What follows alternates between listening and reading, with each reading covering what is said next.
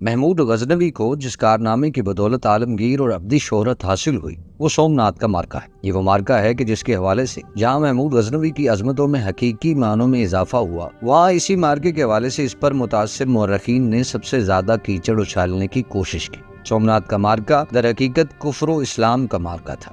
ہمارے کئی سادہ لو مسلمان متعصب مورخین کے پروپیگنڈے کا حصہ ہیں اور وہ یہ سمجھتے ہیں کہ محمود غزنوی نے سومنات پر حملہ اس لیے کیا کہ وہ مال و دولت کا حریص تھا، جبکہ اس کے برعکس راجا جے پال ایک انتہائی کبھی قسم کا ہندو تھا۔ وہ اسلام سے شدید نفرت رکھتا تھا، اسی لیے غزنی کی سرحدوں پر چھیڑ چھاڑ کرنا اور شرارتیں کرنا اس کی طبیعت کا خاصہ تھا۔ اسلام اور ہندوستان کا رشتہ اب تک خاصا مضبوط ہو چکا تھا۔ سندھ اور پنجاب اس وقت تک اسلامی مملکت کا ایک حصہ بن چکے تھے۔ محمود کے ساتھ آنے والے بہت سے مسلمان ہندوستان کے اندر پھیل چکے تھے۔ انہوں نے ہندوستان کے مختلف حصوں میں مستقل رہائش اختیار کر لی تھی۔ اس کے ساتھ ساتھ صوفیاء کرام کفر کو روشنی میں بدل رہے تھے۔ پنجاب حضرت داتا گنج بخش کے فیض سے سیراب ہو رہا تھا۔ سپہ سالار مسعود غازی ہندوستان کے قلب میں تشریف لانے والے تھے۔ ہندو مت اور دین حق ایک دوسرے کے آمنے سامنے آ کھڑے ہوئے تھے۔ ان گنت لوگ تھے جو مٹی، پتھر اور لکڑی کے خداؤں کو پوج رہے تھے، اور ساتھ ساتھ یہ بھی دیکھ رہے تھے کہ ان کے ملک میں ایسے ہی لوگ آ چکے ہیں جو ایک ایسے خدا کی عبادت کرتے ہیں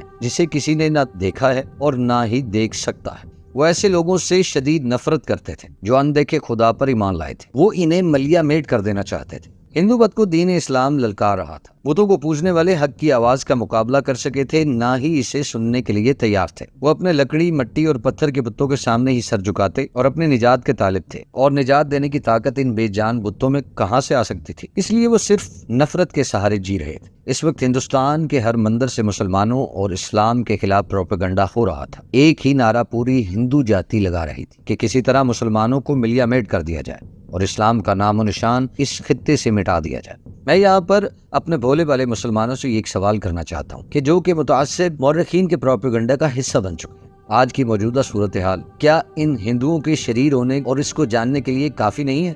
مسلمانوں اور اسلام کے خلاف جس مندر میں سب سے زیادہ شور تھا، اس کا نام سومنات تھا۔ سومنات کاٹیا واڑ میں سمندر کے کنارے ہندوؤں کا ایک انتہائی اہم مندر تھا۔ اس کے ساتھ ساتھ ہندوؤں کے دو مقدس مقام بھی واقع تھے، جن میں تربینی اور دیہت سمرگ۔ تربینی کا مطلب ہے کہ 3 ندیوں کا سنگم۔ اس میں سرمئی، ہیرن اور کیپلا 3 ندیاں ایک دوسرے سے مل جاتی تھی۔ دیہت ہندوؤں کے اوتار کرشن سے منسوب تھا۔ سوم کا مطلب چاند ہے۔ سومنات چاند سے موسوم تھا، اسی وجہ سے اسے سومنات کہتے تھے۔ ہندوؤں کی قدیم مذہبی کتابوں میں اس مندر کے بارے میں بہت سی روایات تحریر تھی، اسی لیے اسے بہت مقدس، پاک اور پوتر سمجھا جاتا تھا۔ چاند گرہن اور سورج گرہن کے وقت لاکھوں ہندو اس مندر میں جمع ہو کر عبادت کرتے تھے۔ اس مندر کی اہمیت اور دولت کا اندازہ ان قوائف سے لگایا جا سکتا ہے۔ قرب و جوار کے 10,000 گاؤں اس مندر کی کفالت اور ضرورتوں کے لیے وقف کیے جا چکے تھے۔ یہاں 2,000 پجاری ہمہ وقت رہتے تھے اور ان کی ہر ضرورت کو مندر کی طرف سے پورا کیا جاتا تھا۔ 500 گائیں مندر کے ساتھ منسلک تھیں۔ ہندو گائے کو متبرک سمجھتے ہیں، اس لیے ان 500 گائیوں کی خوراک وغیرہ کا اہتمام کیا جاتا تھا۔ 800 بھجن گانے والے اس مندر میں مستقل طور پر تنخواہ دار ملازم تھے۔ 300 گویے اس کے علاوہ تھے جن کی تنخواہ الگ تھی۔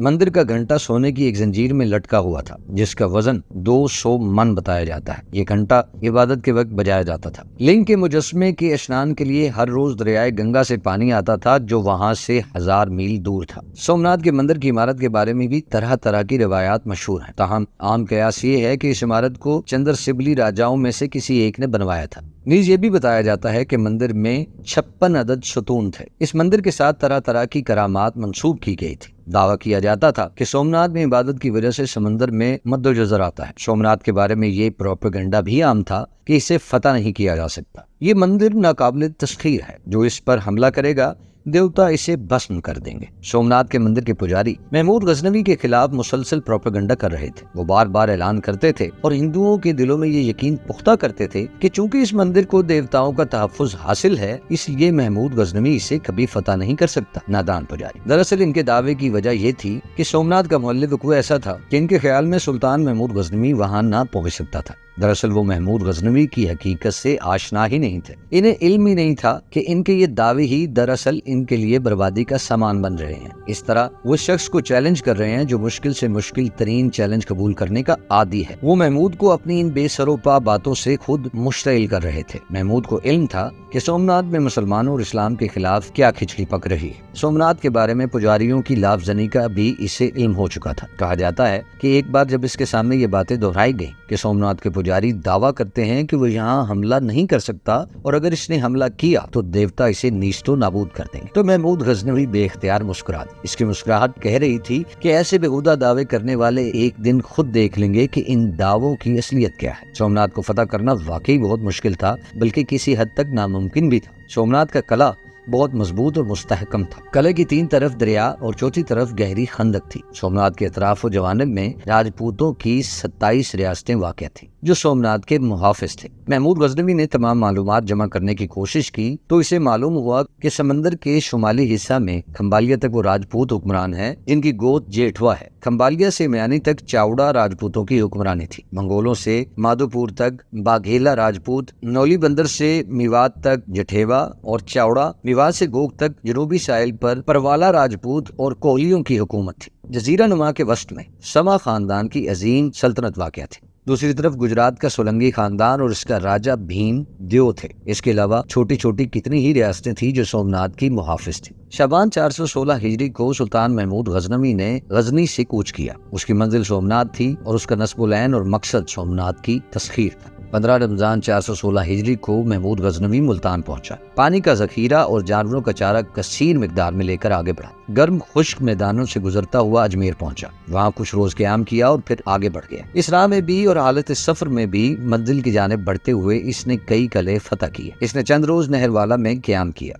फिर वैलवाड़ा पहुंचा और वहां से चक्कर काटकर किनारे किनारे सफर करता रहा और आखिर वो सोमनाथ पहुंच गया। इसने पहली नामुमकिन बात को मुमकिन बना दिया था और वो ये कि वो सोमनाथ तक पहुंच ही नहीं सकता। इसने पुजारियों के इस झूठ को साबित कर दिया कि वो सोमनाथ तक पहुंच चुका है। सामने सोमनाथ का किला था। दरिया के किनारे वाक़े मजबूत सरबफलक शानदार सोमनाथ का किला था। इसकी बुर्जियां गोया आसमान को छू रही थी। दरिया का पानी इसकी दीवारों से टकरा रहा था। कहते हैं कि जिस रोज महमूद गजनवी अपनी फौज के साथ सोमनाथ के सामने पहुंचा तो हजारों पुजारी और हिंदू सोमनाथ की दीवारों और फसीलों पर चढ़कर शोर मचाने लगे। हमारा देवता तुम्हें इसलिए यहाँ तक ले आया है कि तुम यहाँ तक इसलिए जिंदा सलामत पहुँच गए हो कि हमारा देवता तुम सबको एक साथ ही हलाक करना चाहता है। तुमने जिस तरह हिंदुस्तान के कई मंदिरों में देवताओं के सर और बाजू तोड़ दिए हैं, तो इसी तरह तुम्हारे सर और पाँव सोमनाथ का देवता तोड़ कर रख देगा। सुल्तान महमूद गजनवी मुस्कुराता रहा। इसने फौज को पड़ाव डालने का हुक्म सादर फरमाया। मुजाहिदों ने तीर कमान संभाले और फसील के मुहाफिजों पर तीरों की बारिश शुरू कर दी। इस हमले की वजह से हिंदू सिपाहियों की एक बड़ी तादाद जख्मी हो गई, जिसके नतीजे में उन्होंने फसील खाली कर दी। उस वक्त हिंदू सर झुकाए गिड़गिड़ाकर सोमनाथ के बुत के सामने दुआएं कर रहे थे कि वो इनके धर्म के दुश्मनों को भस्म कर दे। मुसलमानों ने जब फसील खाली देखी तो वो सीढ़ियां लगाकर ऊपर चढ़ने लगे। मंदिर के दरो दीवार पहली बार नारे तकबीर से गूंज उठे। हिंदू सिपाहियों को फिर जोश आया और वो मुकाबले में आ गए। और सच्ची बात यह है कि शाम का अंधेरा गहरा होने तक वो बड़ी बेजिगरी से लड़े।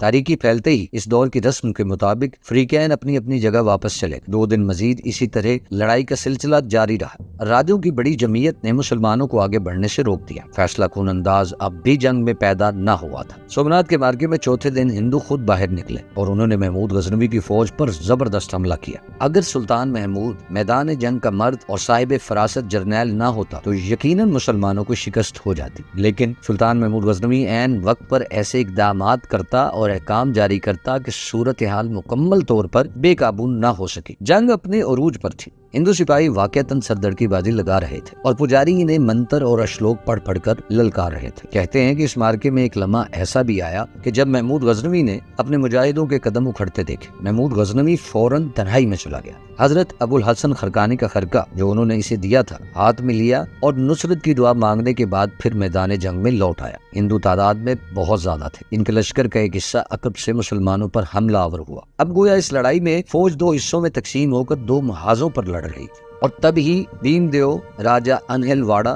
तादादम फौज लेकर वहां पहुंच गया। हिंदुओं का गलबा और दबाव और बढ़ गया। इस वक्त सुल्तान महमूद गजनवी ने एक जबरदस्त तकरीर की। इसके ईमान अफरोज जुमलों ने मुसलमानों के दिलों में नया जज्बा पैदा कर दिया। वही मुसलमान जो पहले दिफाई जंग लड़ रहे थे अब बढ़ बढ़ कर हमले करने लगे और मैदान कारजार में एक बार फिर इनके कदम जम गए। मैदान जंग लाशों से अट गया। मुसलमानों के एक ही जबरदस्त हल्ले ने भीमदेव के 5-6 हजार सिपाहियों को कत्ल कर दिया। जब दूसरी बार मुजाहिदों ने पूरी कुव्वत से हमला किया तो फिर भीमदेव के लिए संभलने का कोई मौका ही न रहा। इसके सिपाही भागने लगे। अपने सिपाहियों को भागते देखकर भीमदेव भी मैदान से निकल गया। हिंदू लश्कर जो दूसरी तरफ किले की हिफाजत के लिए लड़ रहा था, इसने अपने राजों का यह हाल देखा तो इसके हौसले पस्त हो गए। یہ سپاہی دریا کی طرف کے دروازوں سے نکل کر کشتیوں میں سوار ہو کر فرار ہونے لگے، مگر پجاریوں کا دیکھتا نہ آ سکا۔ مسلمانوں نے ان کا تعاقب کشتیوں میں بیٹھ کر کیا۔ اس تعاقب میں ہندوؤں کی ایک بڑی تعداد غرق ہو گئی۔ مورخین کی آراء میں اختلاف پایا جاتا ہے، تاہم ایک محتاط اندازے کے مطابق 50,000 ہندو سپاہی اس مارکے میں قتل ہوئے۔ سلطان محمود غزنوی کو زبردست اور مکمل فتح نصیب ہوئی۔ سومنات کا مارکہ یادگار بننے کے لیے ختم ہوا۔ سلطان محمود غزنوی نے پہلا کام یہ کیا کہ میدان جنگ میں کام آنے والے مسلمان شہیدوں کی تدفین کروائی۔ اس کے بعد اپنے خاص دستے کے ساتھ 56 مرصع ستونوں والی عمارت کے اندر داخل ہوا۔ 5 گز لمبا پتھر کا یہ مجسمہ 2 گز زمین کے اندر اور 3 گز زمین کے اوپر تھا۔ سومنات کا بت عین وسط میں نصب تھا۔ اسے دیکھتے ہی سلطان محمود غزنوی حقارت سے مسکرا دیا اور ایک سپاہی سے گرز لے کر اپنے ہاتھوں میں تولنے لگا۔ ناظرین، آپ کو یہ بتاتے چلیں کہ جب نبی کریم صلی اللہ علیہ وسلم نے مکہ کو فتح کیا تو سب سے پہلا کام بتوں کو توڑنے کا کیا۔ عین اسی لمحے پجاری اس کے قدموں میں گر کر گڑ گڑانے لگے۔ بڑے پجاری نے رو رو کر منت کی کہ وہ سلطان کی خدمت میں ہیرے جواہرات معقول تعداد میں پیش کرتا ہے، وہ سومنات کے بت کو نہ توڑے۔ محمود غزنوی نے اس کی طرف دیکھا اور پورے جلال سے بولا، میں تاریخ میں بت فروش نہیں بلکہ بت شکن کی حیثیت سے زندہ رہنا چاہتا ہوں۔ یہ کہہ کر اس نے ایک بھرپور ضرب باریک گرز سے سومنات کے بت پر لگائی۔ سومنات کا بت اس کے قدموں میں منہ کے بل زمین پر آ رہا۔ بعض مورخین بتاتے ہیں کہ یہ بت سونے کا بنا ہوا تھا جس کے اندر ہیرے اور جواہرات ٹھوسے گئے تھے۔ سومنات کا مارکہ ایسا مارکہ تھا کہ جس کی وجہ سے محمود غزنوی کو ہندو کبھی معاف نہ کر سکے۔ ہندو اور متعصب انگریز مورخوں نے اس پر کیچڑ اچھالنے میں کوئی کسر اٹھا نہ رکھی۔ سومنات کا مارکہ ایک زبردست اور یادگار تاریخی مارکہ ہے۔ سومنات کا مارکہ جذبہ ایمانی کے بغیر کبھی سر نہ ہو سکتا تھا۔ سومنات کے بت کا ٹوٹنا انسانی اصنام اور بتوں کی خدائی کی سب سے بڑی شکست تھی۔ سومنات کے مارکہ میں جتنا مال غنیمت سلطان محمود غزنوی کے ہاتھ لگا، پہلے اتنا مال غنیمت اسے کبھی نہ ملا تھا۔ سونے اور جواہرات کے علاوہ مندر کا سندلی پھاٹک جو محمود غزنوی نے اپنے ساتھ غزنی لے گیا اور اس کی کوئی نظیر آج تک نہیں ملتی۔ واپسی میں سلطان محمود غزنوی کو اطلاع ملی کہ راجہ بھیم دیو اور اجمیر کا راجہ دونوں مل کر ایک بڑی فوج کے ساتھ لڑنے کو تیار ہے۔ یہ پہلا موقع تھا کہ سلطان محمود غزنوی نے دوسرے انداز کی حکمت عملی سے کام لیا۔ اس کی فوج بہت کم رہ گئی تھی، نصف سے زیادہ سپاہی مختلف لڑائیوں میں کام آ چکے تھے۔ جو فوج موجود تھی وہ تھکی ہوئی تھی۔ سلطان نے دور اندیشی سے کام لیا۔ اس وقت بھیم دیو اور راجہ اجمیر کی مشترکہ طاقت سے الجھنا خطرناک ثابت ہو سکتا تھا۔ اس نے راستہ تبدیل کر لیا اور براستہ سندھ ملتان پہنچنے کا ارادہ کیا۔ یہ راستہ بے حد دشوار اور خطرناک تھا۔ سلطان محمود غزنوی جلد از جلد ملتان پہنچنا چاہتا تھا۔ راستے کا صحیح علم نہ ہونے کے باوجود وہ اس طرف آ نکلا تھا۔ ایک ہندو گائیڈ بن کر انہل واڑہ سے لے کر چلا تھا۔ اس نے جان بوجھ کر لشکر کو خطرناک راستے پر ڈال دیا۔ سلطان محمود غزنوی کی فوج مشرقی ریگستان کے اس حصے میں جا پھنسی جہاں پانی نایاب تھا۔ ایک رات کے سفر کے بعد سلطان کو شبہ ہوا کہ اسے غلط راستے پر لے جایا جا رہا ہے۔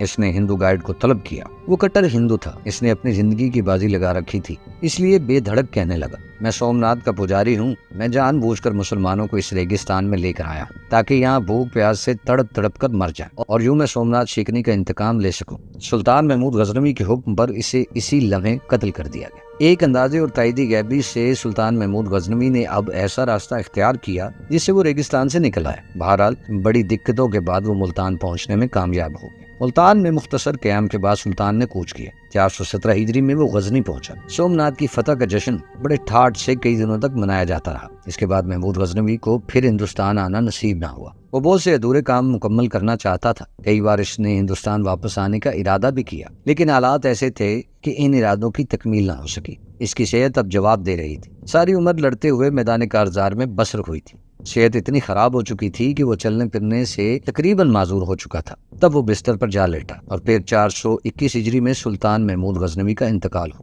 اسے غزنی میں ہی دفن کیا گیا جہاں اس کا مقبرہ آج بھی موجود ہے۔ ناظرین، میں امید کرتا ہوں کہ آپ کو یہ ویڈیو پسند آئی ہوگی۔